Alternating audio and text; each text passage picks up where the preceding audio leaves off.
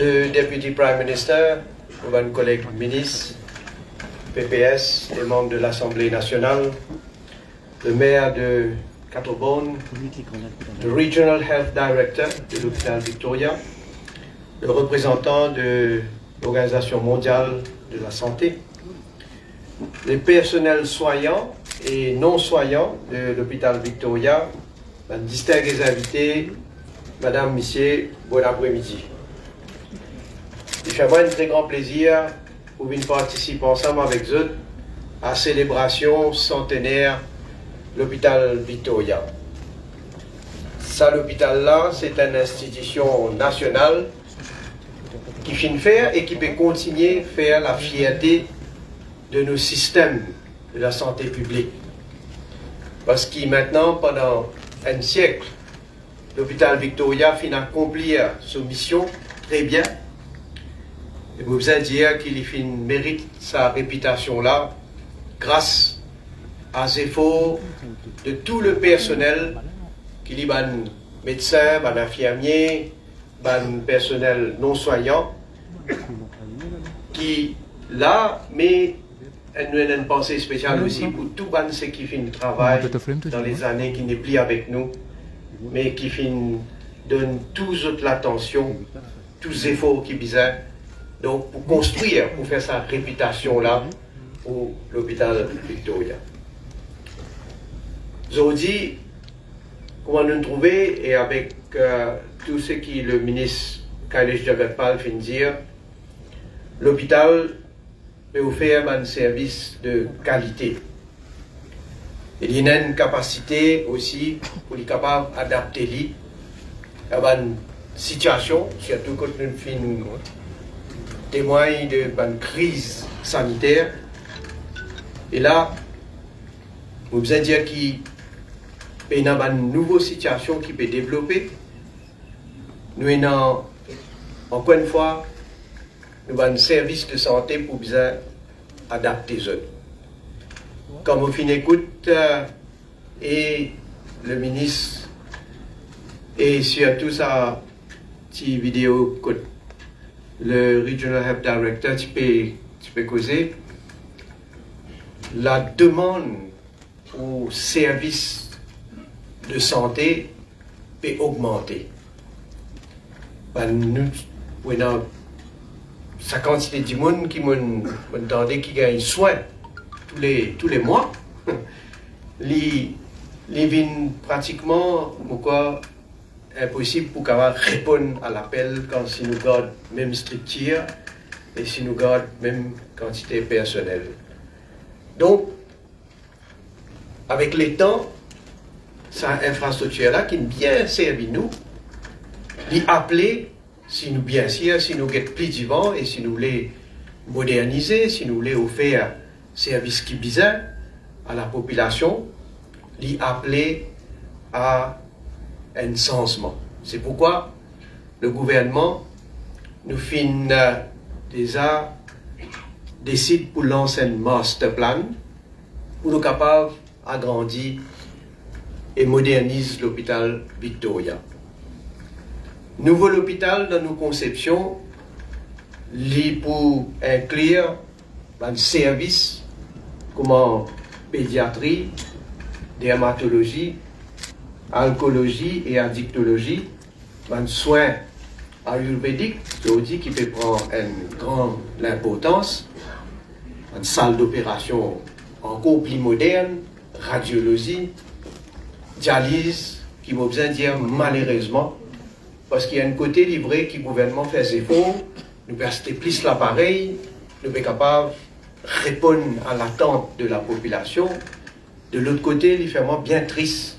On retrouve la quantité de personnes qui peuvent régulièrement venir faire un soin de dialyse. Mais seulement, évidemment, comme un gouvernement responsable, ce qui nous peut faire en termes de sensibilisation, il y a quelque chose, d'ailleurs, il y a un démolo là, mais seulement, comme un gouvernement responsable, nous sommes capables de répondre à la demande donc, de tout le monde qui peut besoin de soins dans l'hôpital. On a aussi une unité d'endoscopie, de traitement d'autisme, de soins gynécologiques, de soins dentaires, neurochirurgie et les autres spécialisations en cours qui donc travaillent là pour nous capables de venir de l'avant avec un plan qui peut desservir nous pour beaucoup d'années encore vivant. On a aussi un bloc séparé de maladies infectieuses et une unité pulmonaire et aussi un bloc pour un hôpital universitaire qui est très important parce que, comment on fait qu'écoute le médecin dire, évidemment, tout ban professionnel qui travaille avec le temps d'acquérir un certain nombre d'expériences. Mais nous avons besoin de garder cette expérience-là pour chaque individu. Nous sommes capables de partager, nous sommes capables de faire une réflexion, nous sommes capables de discuter et nous sommes capables certainement de faire l'éducation les autres. Donc, c'est pour ça qu'il nous l'est dans nos visions comme un gouvernement pour faire Maurice un centre de la connaissance en général, mais bien sûr dans le secteur médical aussi. Alors, la santé, même avant la pandémie, comme un gouvernement, nous avons fait ça une de nos priorités. D'ailleurs, il y a combien d'investissements qui nous avons fini de commencer même avant la pandémie. Bien sûr, la pandémie vient montrer nous encore plus qui il y a une nécessité, il y a un besoin pour nous capables, il y a une infrastructure nécessaire pour nous capables de faire face à une situation de crise, une situation qui, même, vous besoin dire, un médecin pas attendre pour arriver. Laisse-nous, comme un dirigeant qui pas un professionnel dans ce secteur-là, mais qui nous pas attendre et qui le monde même pas attendre pour arriver. Donc, là, avec cette pandémie-là, il y a une nécessité donc, pour nous développer un secteur pharmaceutique et biotechnologie. C'est pourquoi le ministre des Finances m'a besoin de remercier lui pour qu'ensemble, nous croire dans sa vision qui nous est là, développe ce secteur-là, nous voulons créer une plateforme à Maurice pour nous capables de fabriquer médicaments, fabriquer matériel médical et bien sûr faire ça vient un pilier aussi de nous l'économie. Le ministre des Finances a alloué à ce jour 1 milliard de roupies pour le Mauritius Institute of Biotechnology. Bien sûr, il ne faut pas dire que c'est une affaire facile. D'ailleurs, depuis avant, nous avons essayé. Mais là, nous pouvons mettre tous nos efforts. D'ailleurs, je suis président d'un comité interministériel et d'un comité technique de professionnels du secteur de la santé, public et privé aussi. Nous travaillons comme d'habitude, nous travaillons ensemble. Et nous travaillons ensemble avec le secteur privé parce qu'il nous a sa volonté pour capable vraiment développer, commence un secteur pharmaceutique. Nous besoin faire une manière rôle d'un partenaire parce qu'il y a combien d'experts qui travaillent, qui ont la connaissance, qui font un développement, qui font recherche et qui, bien sûr, pour nous capables d'aller plus vite, nous besoin d'autres coups de main et nous besoin d'autres comme un partenaire. Mais il y a certains segments, comme un essai clinique, de médicaments, une production de médecine générique, une fabrication de dispositifs médicaux, et bien sûr, donne aussi une grande attention à la recherche et développement. Éventuellement, je dire ça, éventuellement, quoi qu'il me connaît, beaucoup de monde l'attention là, éventuellement capable de produire vaccin ici. Parce qu'il est plus facile pour dire produire un vaccin, mais il est bien compliqué quand nous avons ce processus qui nous amène à finalement capable de produire un vaccin. Donc, je dire ça aussi parce que ce qui nous peut subir actuellement, à cause de la guerre qui est déclarée en Ukraine, il y a une disruption totale. La chaîne qui a, la chaîne de production, pas juste pour les denrées alimentaires, qui nous peut, d'ailleurs nous trouver l'inflation, comment peut monter, l'inflation réco à Maurice et ailleurs, dans les autres pays les plus développés aussi. Mais ce pays-là aussi peut avoir un problème dans cette chaîne de production, fabrication de médicaments, par exemple. Et dans certains médicaments qui commencent à manquer au marché international. Les prix de médicaments donc peut augmenter. Et sans pour mentionner le nom de certains pays, les malheureux qui nous trouvent dans certains pays producteurs de médicaments, qui peut limiter notre exportation. Et donc, évidemment, si pays comme nous, ou bien un pays qui ne pas produire, nous besoin subir. Et c'est une situation qui est vraiment extrêmement sérieuse, qui le gouvernement nous peut adresser. Et c'est pourquoi c'est une autre raison additionnelle pour qui nous sommes capables d'essayer de développer un secteur ici même dans nos pays. Nous avons pas mal de projets qui soit il finit commencer ou bien nous pourrons le faire à l'avenir. Il y a un grand projet dans le domaine de la santé avec la construction d'un centre cardiaque moderne dans Côte d'Or. Parce que là aussi, il malheureux qui nous trouve la demande pour ce soin-là peut augmenter et services qui à la pointe avec nouvelles technologies, un service moderne, là aussi nous sommes capables à chaque fois, nous sommes capables de renouveler donc tout l'équipement et acquérir un dernier équipement qui est disponible. Ça centre là, moi prendre, il peut spécialiser, il peut faire un service spécialisé comme en chirurgie pédiatrique, chirurgie cardiaque congénitale, un traitement vasculaire interventionnel, une chirurgie vasculaire ouverte et les autres types de chirurgie. Et ça aussi, n'est pas pour facile parce qu'il coûte beaucoup pour faire ça projet-là. Et nous pouvons discuter pour nous guetter ce qui nous fait à Lille ou un système de build, operate and transfer, ou bien est-ce qui nous... Enfin, je ne vais pas aller dans le détail, mais dans plusieurs, certaines options, possibilités, donc qui nous les travaillent, mais nous les réalisent ce projet-là. Comment je te connais, déjà, l'hôpital spécialisé pour le cancer, il est déjà en construction. D'ailleurs, une partie finie complétée, et déjà servi pour offrir service chimiothérapie. On va prendre qu'il y a à peu près une centaine de patients qui gagnent un traitement tous les jours.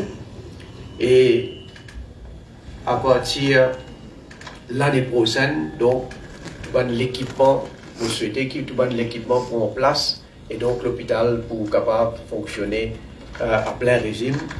Et là aussi, nous pouvons avoir de l'équipement qui coûte bien cher, mais que le gouvernement peut faire tous les efforts qui besoin pour ne pas avoir un patient à l'extérieur pour gagner un traitement, donc pour nous capable d'offrir ce traitement-là ici même. Nous avons déjà fini d'annoncer qu'il est fini d'ailleurs commence la construction de l'hôpital universitaire à Constance. Mon renseignement, dis-moi, qui l'hôpital pour ouvrir des travaux pour terminer donc en février 2023. La construction a commencé en juillet 2021. Donc on souhaitait qu'il puisse progresser d'après le schedule qui se dit à nous. Et donc ça pour paraître donc en février 2023. Et vous vous remercier un pays qui peut aider pour nous capables de faire ça l'hôpital là, le Abu Dhabi Fund for Development, le Kuwait Fund et le Saudi Fund for Development. Laisse-moi aussi mentionner quelques des autres projets qui sont en cours. Donc nous prenons un nouveau hôpital Lisier à Ridgeway Triangle qui est financé par le Abu Dhabi Fund for Development. C'est un bâtiment de 7 étages avec 108 lits, 4 la salle d'opération, 6 ICU beds et une facilité pour former un médecin. Encore une fois, je dire, je peux mettre aussi l'emphase de formation continue. Et ça, le contrat-là fini à louer en juillet 2022, donc livraison pour dans à peu près 18 mois. Nous avons aussi une construction d'une unité de transplantation rénale à Jawaharlal Nehru Hospital à Rosebel. Côté là-bas, une session de dialyse qui peut continuer pour augmenter et atteindre 215 000 sessions en 2020. Tout ça, énorme. Et nous décidons donc de construire une unité dédiée à la transplantation rénale qui est le gouvernement indien, cette fois-ci, financé à travers un don de 450 millions de roupies, dont un coût total de 576 millions de roupies. Et vous saisissez l'occasion pour remercier l'Inde encore une fois, malgré certainement des gens qui trouvent chaque moment qu'ils ont gagné, chaque occasion qu'ils ont gagné pour attaquer l'Inde. Mais voilà encore une fois qu'il l'Inde peut faire pour nous. Et dans ce projet qu'il l'Inde peut aider nous pour faire comme l'hôpital, comme un métro. Mais c'est tout le monde qui voyage, toute communauté, toute couleur, toute religion. Mais il n'y a aucune distinction. C'est un message à ce monde qui attaque l'Inde régulièrement là, de capable réfléchir un peu aux autres politiques qu'ils ont bien menées. Maintenant, étant donné les sauts de la médecine ayurvédique à Maurice et dans le monde, donc nous pouvons construire un Ayush Center of Excellence à Koto qui inclut un hôpital qui peut offrir un traitement traditionnel. Et motif récemment donc témoigne et assisté donc de lancement un grand centre qui peut faire dans Gujarat côté l'OMS, le gouvernement indien ensemble et réalise ce projet là. Vous avez précisé que le marché mondial pour un produit ayurvédique il atteint 10 milliards de dollars par an. Et ça peut continuer à augmenter. Donc, ici aussi, nous voulons être en avant-garde et nous voulons faire un centre qui d'ailleurs me demande à l'OMS qu'ils soient capables de nous soutenir et bien sûr avec toute l'assistance technique et toute connaissance pour nous faire ça ici, un centre régional, donc où desservir tous les patients de la région. Laisse-moi remercier le personnel de tous nos centres de santé publique pour le travail remarquable qu'ils ont fait pour la lutte contre le Covid-19. Si nous sommes capables aujourd'hui d'assouplir les restrictions, au fait la plupart des restrictions sont enlevées, sauf dans quelques secteurs, comme ici même, dans les centres de santé publique et privés, c'est aussi grâce, pas seulement à un dévouement du personnel de la santé, tout le personnel, on va dire, mais aussi grâce à la vaccination. Et encore une fois, les temps comment prouver qu'avec conseil qui nous fait suivre de l'OMS, de institution régulateur international de différents pays et qui mène nous adapter ça à nos situations ici. Premièrement, nous réussissons à gagner un vaccin qui est bizarre. Nous réussissons à sensibiliser la population. Nous sommes bien contents qu'ils ont dit nous avons à peu près 77,5% de la population qui finit totalement vaccinée. C'est d'ailleurs le deuxième taux le plus élevé en Afrique. Mais du monde fin suivre et il écoute nos conseils. Et pas fin suivre ça du monde qui peut donner un conseil contraire, qui peut faire du monde qui a peur. Et là, nous pouvons faire une campagne de sensibilisation pour dire à la population, à partir de 18 ans plus, faire le deuxième booster. Et nous faisons aller.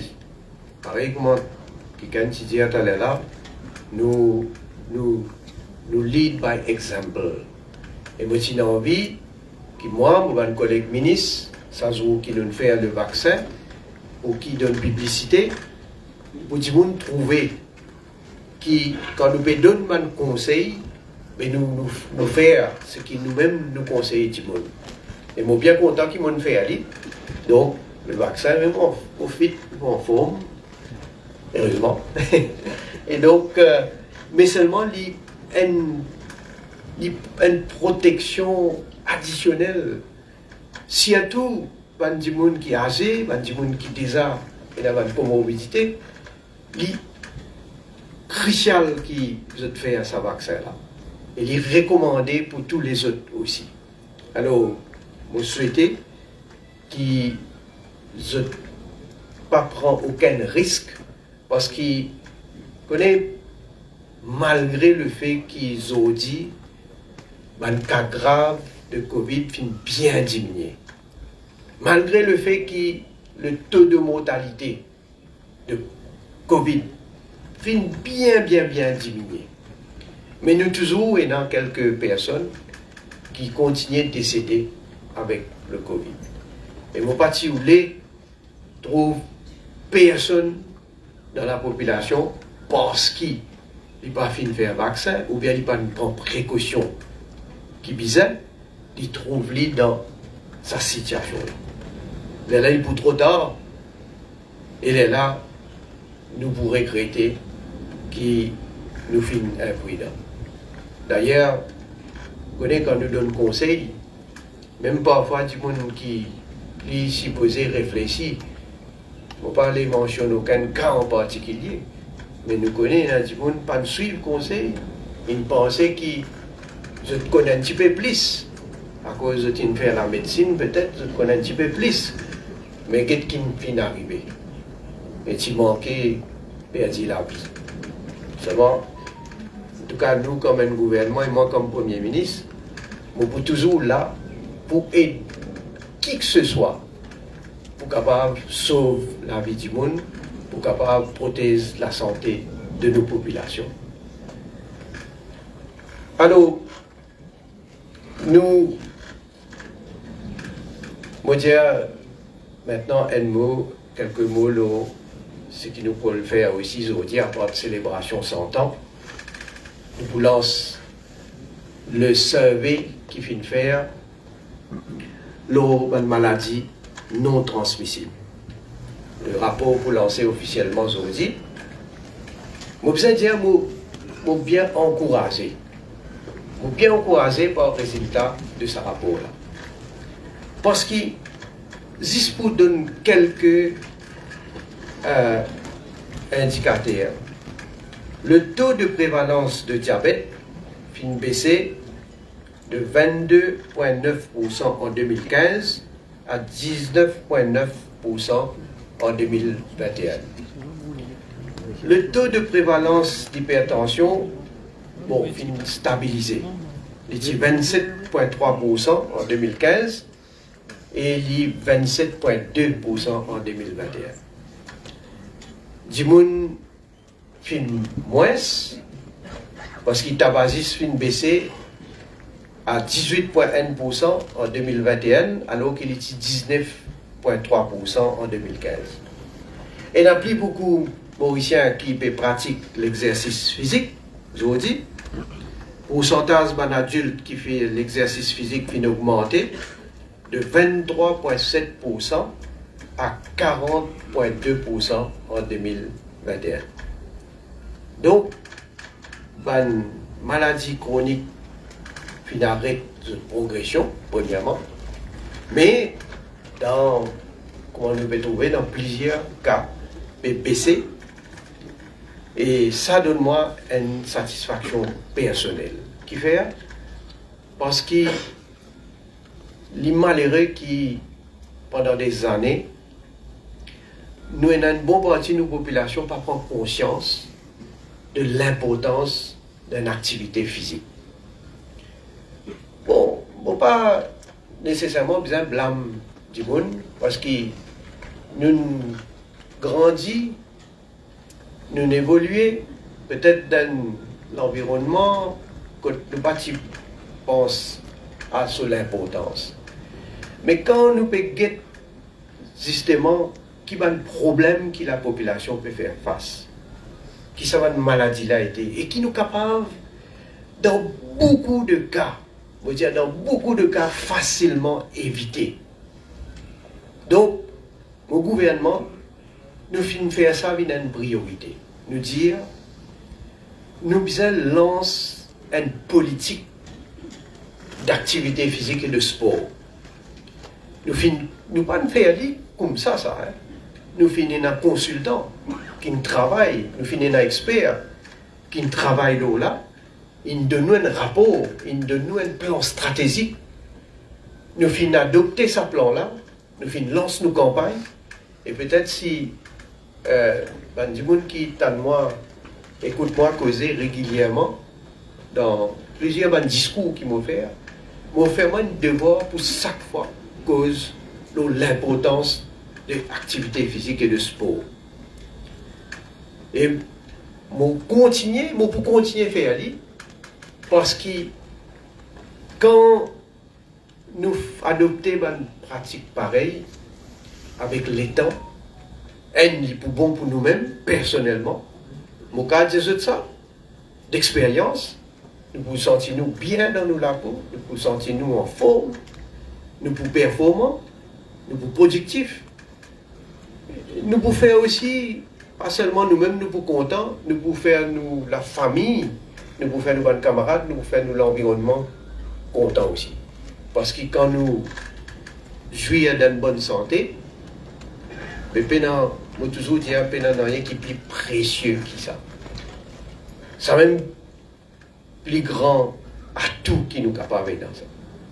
Parce qu'il nous pas capable de penser pour faire les autres quelque chose, nous pas capable d'avoir une grande ambition, ou n'importe qui les autres l'ambition, même s'il n'est pas aussi grand, si nous pas jouir d'une bonne santé. Alors, quand on trouve ce résultat-là, nous pouvons continuer. Au contraire, moi, je dis, nous devons redoubler les efforts encore. C'est pourquoi, je dis, le gouvernement nous commence un programme déjà pour nous, les enfants. Dans l'école, je besoin faire une activité, je besoin faire du sport. Nous commençons natation, pour différentes disciplines. Right? Nous pouvons organiser, pas juste à l'école, les enfants ils besoin grandir, ils besoin faire le sport pareil comment ils peuvent apprendre un CISE académique. Mais nous faisons aussi à travers, je ne vais pas le mentionner de mon institution, mais juste pour dire que dans chaque région, nous pouvons organiser un club de santé, un club que nous pouvons différents groupes d'âge, même jusqu'à, bien sûr, un senior citizen, parce que un senior citizen aussi, ils sont capables de faire une activité physique, la marche par exemple.